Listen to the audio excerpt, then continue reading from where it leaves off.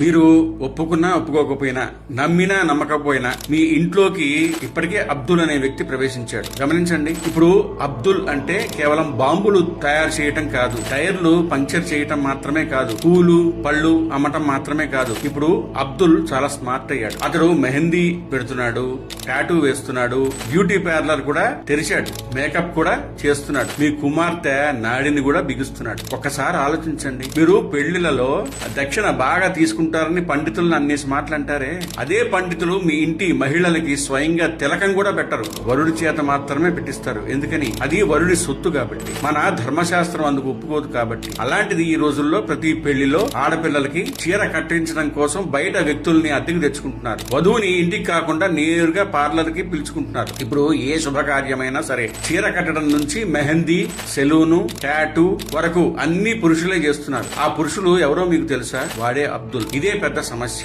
మన యువతలు ఆధునికత పేరుతో గుడ్డిగా మారుతున్నారు. ఈ నకిలీ ఆధునికత సమాజాన్ని ఎక్కడికి తీసుకెళ్తుందో ఆలోచించాల్సిన విషయం. మెహందీ, టాటూ వరకు సరే ఒప్పుకోవచ్చేమో, కానీ వధువుకి చీర కట్టడానికి అబ్దుల్ ఎవరండి?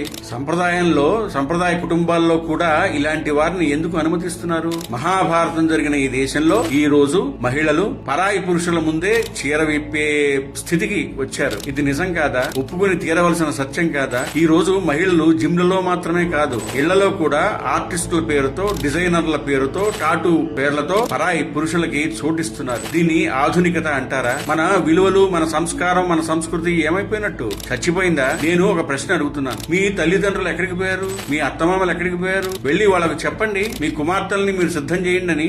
మేకప్ రాకపోతే పింగిపాయే, మెహందీ పెట్టుకోవడం రాకపోతే సరే, కానీ కనీసం మీ కుమార్తెకి చీర కట్టమైనా రావాలిగా. మీ అత్తమామలు లేరు అంటే మీరు నేర్చుకోండి. ఒక తండ్రి తన కుమార్తెను సిద్ధం చేస్తే అందులో తప్పే ఉందండి.